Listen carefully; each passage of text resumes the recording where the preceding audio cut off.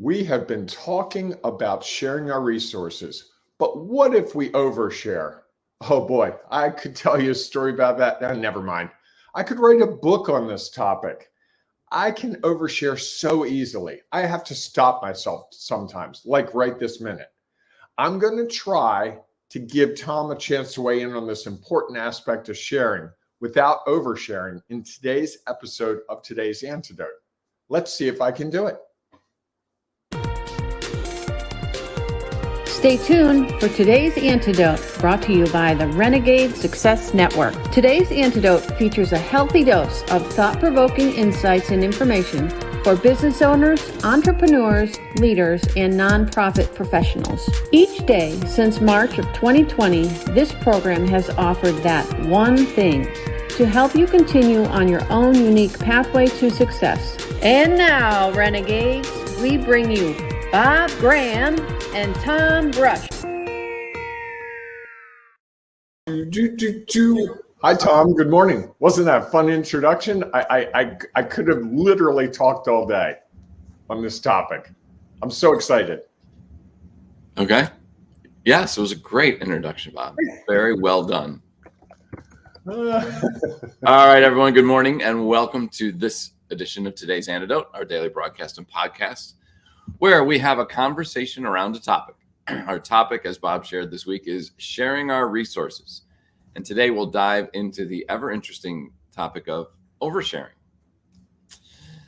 So as we go through this program, sharing our thoughts and ideas, if you have any you'd like to share, and you happen to be watching us on Facebook, Instagram, Twitter, YouTube, or LinkedIn Live, please feel free to share your thoughts as well in the comments, because we know it'll have an impact on our show. And at the end of the show, Bob and I will each offer our one thing, our antidote, as it relates to this topic. To help if I can interrupt, Tom, lately, the last 2 days, you've been doing your two things. So there could be more than one of today's antidotes from one of us, because some of us gets overzealous with their, well, I've got this one, that one. Just saying. So are you saying I'm oversharing? I didn't think of it that way, but that's Fair you enough. said it, not me. So I will try today to stick to our one thing, which is our today's antidote, which will hopefully help you today, or it might help you somewhere down the road. It could also be something you could share with a friend so that they might be able, not that you want to share and tell them that they're oversharing or feel like you are oversharing. You're just I see the problem here. Yes. Sharing it with them in an effort to help them figure out how to take their next step along their own unique pathway to success. And like we do every day, before we dive into our topic, we talk about our celebrations. Bob, what are you celebrating today? So I am celebrating the fact that people think they know us, and then we share something with them that totally throws them off. And I was talking to someone yesterday, and I was chatting, and at one point I said, I need to be up in the morning because I do this Facebook Live every weekday with a friend. And this person couldn't believe it. First it was, why? What do you talk about? Does anyone listen? Does anyone care? And it was just interesting because by the end of the discussion, it had helped me clarify why this is so important to me.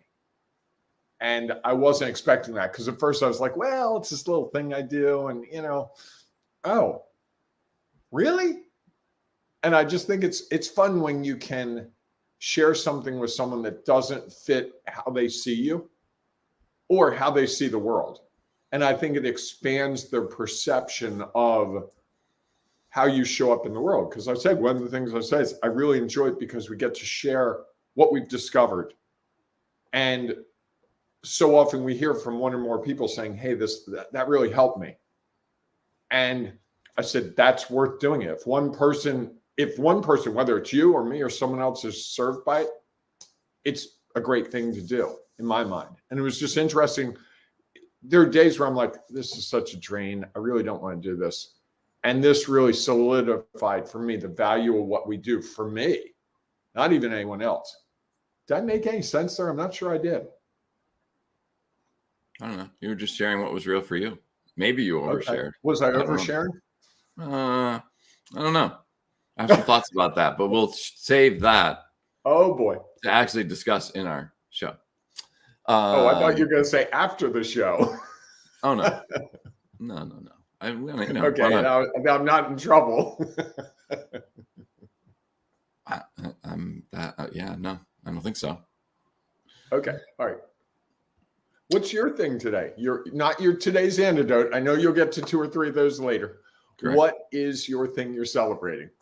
So I am celebrating again today. I get to do one of those things that I love to do, is present. There's a group of us. I think I talked about this yesterday as a celebration of collaboration. Maybe it was the day before. I can't remember. But we are taking that collaboration and actually displaying it today through a presentation a little bit later this afternoon. And so I'm excited about the opportunity to share some of my knowledge, experience, and perspective with others. And I think in sharing it, it will help them better understand what's real for them. And so I'm excited about the opportunity to do that and to do it with a group of people that I enjoy. I don't know that well, but I know well enough to say that I'm excited about the opportunity to present. Don't you enjoy every group you work with? I've never heard you say you don't. Yes, I would say that I do enjoy pretty much every group I work with. Some are more challenging than others. There's no doubt. Sure. And some are just, so I would say yes, because I get a chance to share. Okay, nice. So Shall what I are read something from the book, The Renegade Way, authored by yours truly? I'm feeling like this is becoming like a mass or a sermon or a service. And so we've had our 2 celebrations. Now let's do our reading, and then we'll dive into the homily and go from there. What's funny about that is I've been going to church for the last couple of months every week, so it doesn't surprise me. There's probably a connection. Anyway, as I move forward, I'm going to read from this book, a book that I authored and Tom wrote the foreword of. It's called The Renegade Way, and the goal of the book was to describe what a renegade is. And we've said it a million times, but I'll say it again for the new people. It's people who are carving their own unique pathway towards success. Hint, hint, we're all renegades. Every single one of us. It's whether we accept that to be how we look, how we observe the world through that. So this is what I wrote. A few years ago, I realized I needed to surround myself with more entrepreneurs and great business leaders. You are who you are associated with. And while most of the people I associated with are fine, they didn't or don't understand or inspire me to seek new heights with my business and my life. The difference is stark. My new entrepreneurship and business leader friends talk business at meals, on the golf course, during happy hour, and wherever else we interact. They challenge me with questions about why or how I did or didn't do things. They provide insights into things I share that I could never identify on my own. And they push me towards greater success. And they also encourage me when success seems further off. And Tom, if I had to describe Tom Brush in a paragraph, you do that for me. Every single one of those things. Wow. And Thanks. I appreciate that. And I think that's what can really be possible when we find people that are dedicated to what we're trying to achieve. And if someone wants to copy that book, all you have to do is go to Ring of Renegades, look for the Renegade Way book. And I'm a great author, a nice guy. So I'll actually sign your book if you want. Tell me a name that you want on the book. Or we can play name roulette. And I'll just put a name and say, Brittany. That would be kind of fun. Maybe fun for you. I'm not sure for the person receiving it. They'd be like, why do I get a book signed to Brittany? One of the biggest fears I have is I misspell a name when I'm writing the name on a book. Fair enough. Yeah. So with that, let's keep moving. Okay. Let's sing a praise song. Oh, wait, no, that's church. That's correct. All right. So let's dive into our conversation about sharing our resources. And today we're talking about oversharing. Over the week so far, yesterday I thought we had a really good conversation about with whom we should share. And Monday and Tuesday, we talked about sharing our resources, what it means, and then Tuesday, why it matters. And so I think it's a good time to dive into the topic of oversharing. So do you want to kick us off with that, Bob? Yes. For me, the interesting thing about oversharing is I don't know I'm doing it until I've done it. And I can be prone to oversharing. And the reasons often are I'm trying to connect with someone. I feel comfortable with them. At times I'm trying to impress them. And I think at times my filter doesn't work the way I wish it did. And I'm not saying those are huge faults. It's not like I've overshared and the world's collapsed. But I can think of 3 or 4 instances professionally where I could probably turn back the notch a little bit. But I also think the other side of that is I think I may share more than most people. And I think it's part of what makes me good at what I do. And so when we talk about this topic of oversharing, I don't know that I have a prescription to say you share up to this line or not. And on this program over the last 500 some odd episodes, I got to tell you, there are probably 50 times, maybe more, where I've gotten done or we're in the middle of it. I'm like, I shouldn't have shared that. I shouldn't have shared that. Like I talked about something in the opening today that if the right person hears it, and I don't need to name that person, you won't name that person, Tom, it could be oversharing. Okay. Well, maybe we take a step back here and say, go ahead. Help me. I knew we were going to get to some coaching in this episode. It was a given. It's coming, just not right in the moment. All right. Folks, stay tuned. This is where it gets awkward. So it's curious to me about, like, how would you define oversharing? As you were going through it, I was like, okay, well, what's the definition of oversharing? Sharing more than is comfortable for me and or the other person. Okay. Does that mean the type of information you're sharing or the volume of information you're sharing?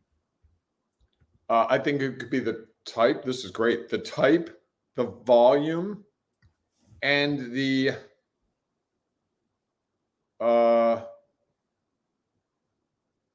personal nature of it. Not that it has to be personal, but you know what?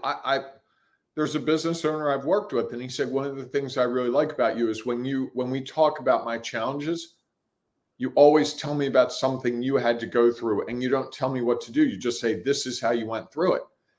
I've shared with this person several times things that were really personal and really embarrassing to share.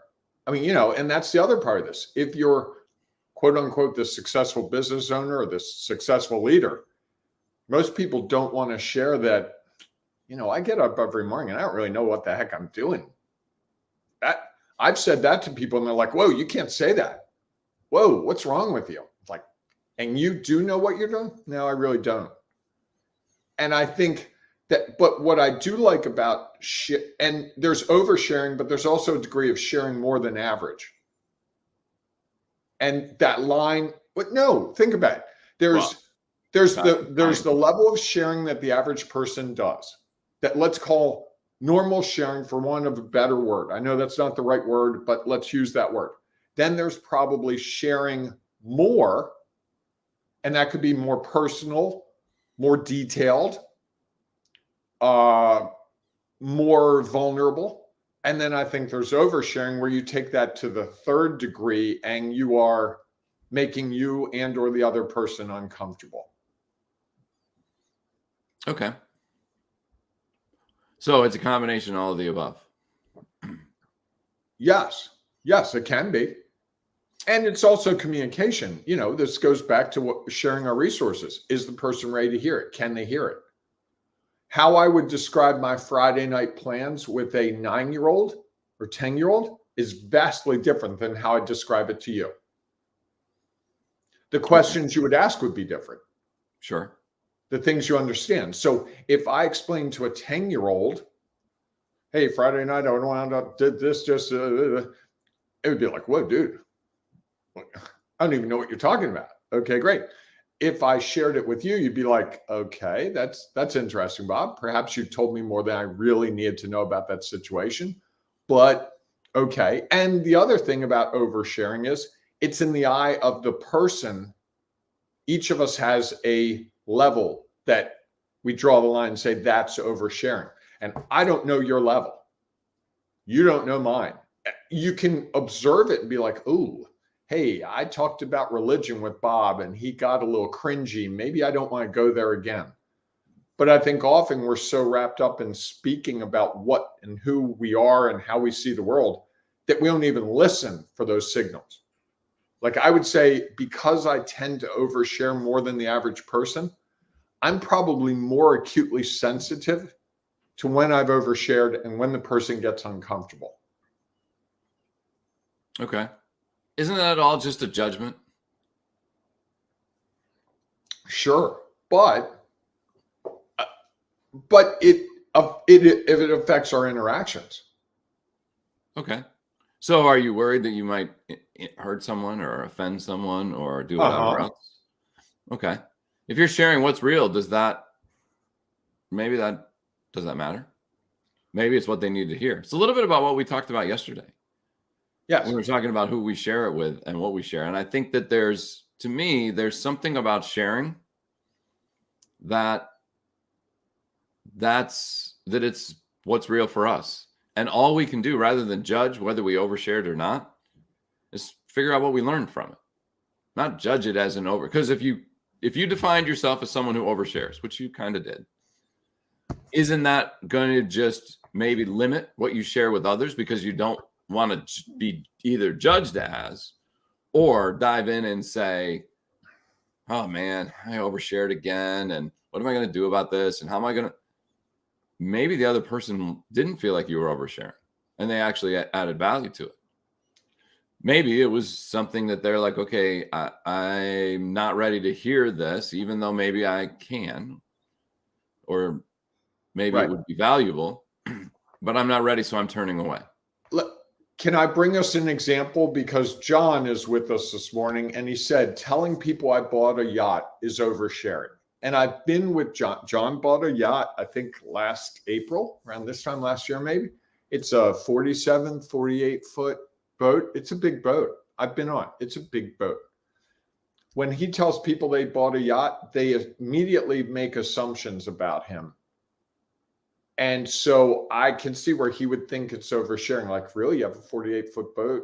They don't go, wow, you must really worked hard to get that boat.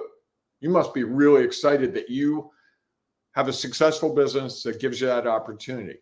And I think I could see where he thinks he overshares by telling people he has a yacht. Whereas, it never bothered me. I was like, hey, man, I got a friend who has a yacht. That sounds like a fun summer. As long as I don't have to pay for the gas, I'm good. Well, if that's something that's real for him and he wants to share with it, does it matter what others think? We can't control what others think. But it certainly affects how people interact with him. Because I've had people say, even some of his employees who have done some work on the yacht have said, this is big boat, blah, blah, blah. And here's the other thing. John named his boat Must Be Nice. Because that's what he hears a lot. And who cares?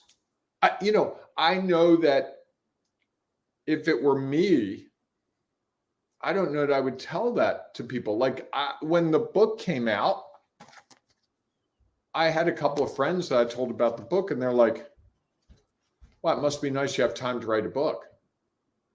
And I was like, I made time to write a book.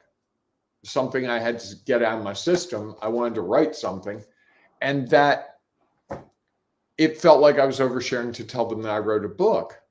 Because 2 of the 3, 4 people I'm talking about have always said they're going to write a book. Okay. I've written several books in the time that they've talked about at dinners many times. And it's like, oh, I'm going to write a book. Okay, sit down and start. So here's my question to you. Sure. Because you felt like you were oversharing to them, did that limit the number of people you shared it with? Yes. And what if they were desperately seeking exactly what was in that book? I understand. I know exactly. I agree with everything you're saying, but I know in me, I have a filter that I'm going to guess this week on this program, there are probably 4 or 5 times already where I feel like I've overshared. In fact, if you said to me, what is your biggest fear of doing this program? My fear is I've overshared. That someone who's a client of mine, someone who's a friend of mine, someone who's in my family, someone who cares about me is going to be like, I cannot believe he said that. What if it helps somebody else? I'm not disagreeing with you, but my mind is always looking to the negative aspects. Because you're making a judgment on yourself. That's all you're doing, right? Well, welcome to the world of Bob. Well, I think that's, but it goes back maybe to, that's our topic for next week, judging ourselves. Could be. I mean, I think that's one of the biggest challenges. Writing it on the list right now. Is that if we're judging, we're not learning. You're learning, but you're learning as a way to reduce the value that you can share.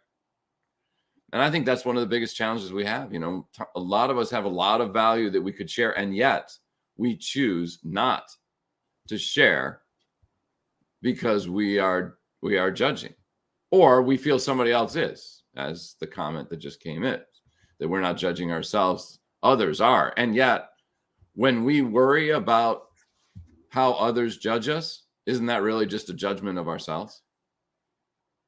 Absolutely. I think I think it slows a lot of us down. And it slows others down because we have what we haven't shared. If you did a presentation and no one in the room, or maybe 3 people in the room got value from it, and the 30 other people didn't, would you never do that presentation ever again? No, I'd keep doing it. But if one person came up afterwards and said, I got really uncomfortable when you told that story, that would cause me to think about perhaps not telling that story again. And if someone else came up and said, that story really spoke to me, I probably wouldn't share that story again. And by the way, Tom, that last comment, sorry, we're not judging ourselves, others are. That's from John as well. So I think the question is, it's funny how often we use the phrase, I don't find it funny at all. This is a topic that's not funny to me at all, just so you know. Yeah, growth doesn't come from our comfort zone. It comes from our uncomfort zone. So the fact that you told a story that made somebody a little bit uncomfortable, maybe that's an opportunity for them to grow and for them to understand. Maybe not. They may choose not to. Yet you've challenged them to be a little uncomfortable. And sometimes I think when we're a little uncomfortable is when we really discover the things about ourselves or others or the world that can be really of value.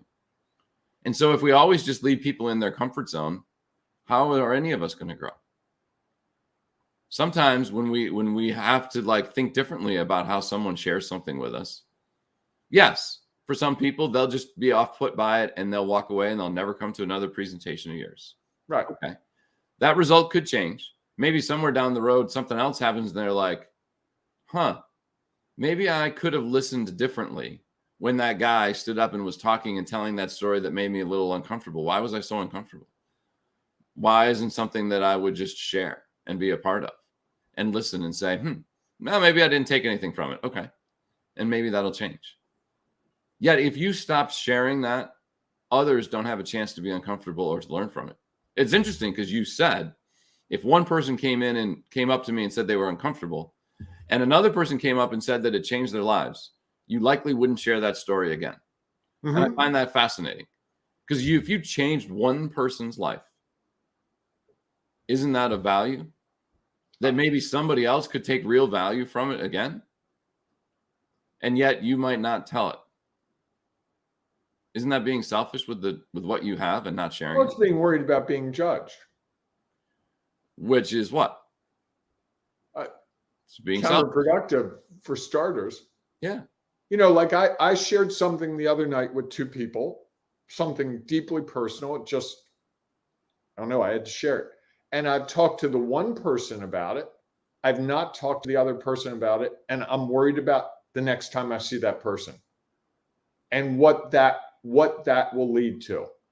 And that's been going on for 2-3 days. Okay. Weren't you just sharing what was real for you in the moment? Yes. And then did that help you in the moment by sharing it? Do you feel different? No, and in the one case, the one person who I've talked to since then, it deepened our relationship. Huh. Fascinating. Right. I don't know what it did with the other person. I'm worried about seeing that other person, to tell you the truth.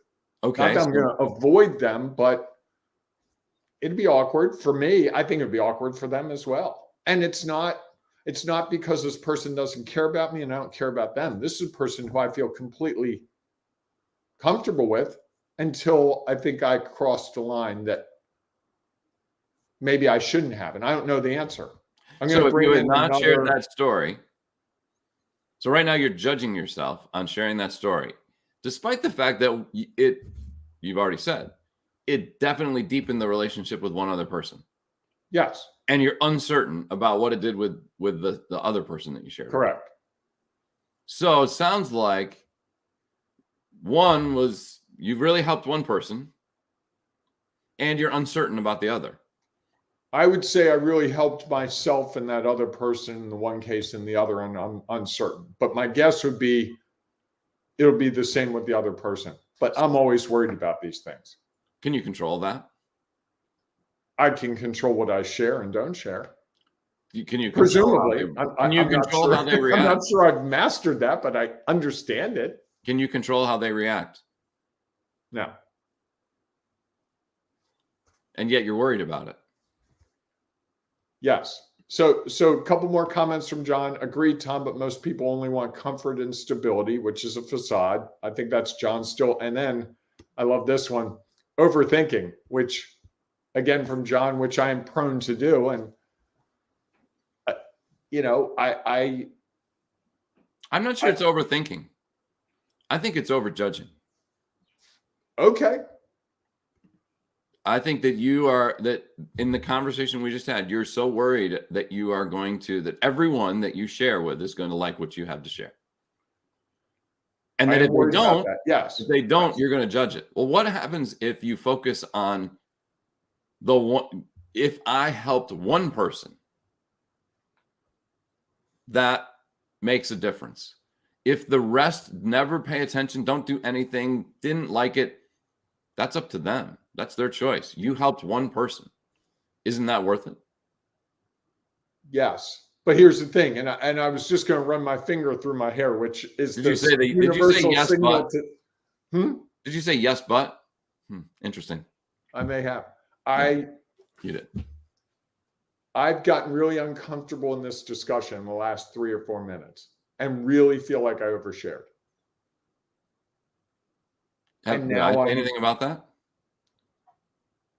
Do you think it helped our conversation? Not through this program, which, believe me, there are days where that's my thought. Like, you know what? Let me cure the oversharing. I know the answer. Stop doing this. What happens if your sharing helps others? And I think on some level it does. I'm sure there's someone else who feels the same way I feel like they overshare. I get that, but it's hard at times for me to be that vulnerable. And let's be honest, Tom, in this show, when we talk about who's more vulnerable, I think I got you beat a little bit. You get to coach me a lot. I'm the one who's putting it out there. And I find at times it's like, boy, I set myself up here. Like, this is one of those shows. At the end of the show, I'm going to have to really be like, do I want to ask Tom to delete this and start over again? Because you want things. Do they have to be perfect? No. And they're real. I know they're real, but I think I want to present a facade, to use John's word, and he spelled it right, which is even more impressive. I want to use a facade of knowing what I'm doing, not being a knucklehead. And what can often be challenging with this program is to do what we both believe that we want to do here. One or both of us have to admit that we don't know all the answers. And I listen to a lot of podcasts. Most of the podcasts I listen to, there is no vulnerability. It's, I did this, follow my method, and you will get exactly what I got. And your Lamborghini should be in your driveway in 2 weeks. Okay. And you and I have gone a different path. Just like we're about to launch a networking event. It's a different path. And we run with that event, because I was working on the marketing of it yesterday. We run the risk of it not going the way we want to, of it being a huge flop. I think I even said to you yesterday, hey, are we going to step on some toes with this wording?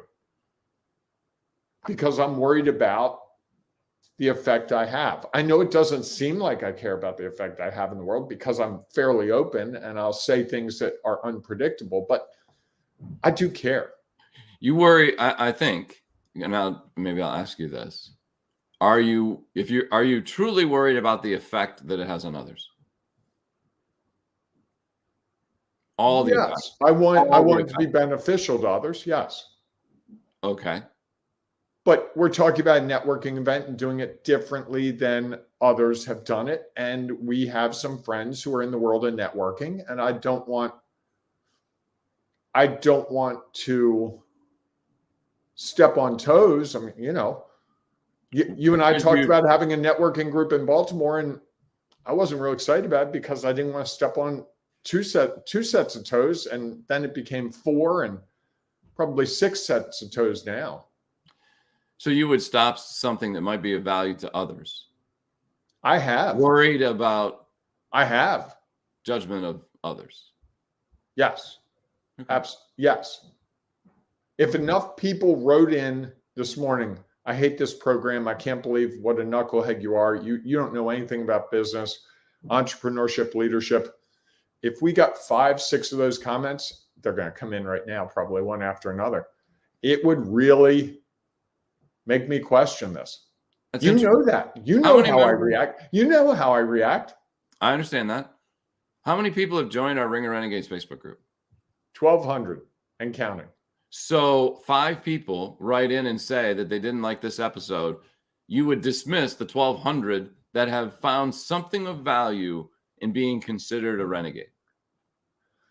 Tom, I taught college full time for 4 years, and one semester I had beautiful reviews from the students, and they were required to review me.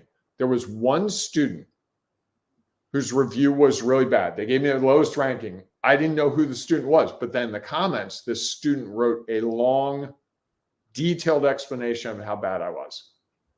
And I could tell because of the spelling and the grammar, because I was teaching writing and I knew this person's style and I knew who it was. Okay. I could have celebrated 137, I think it was, great reviews in a hard semester. Not me. I went into a deep depression for about 2 days. Like, I shouldn't teach. I'm done. And that's how I am. I wish I weren't. Believe me, I wish I didn't overthink it. I wish I didn't care as much. But I also think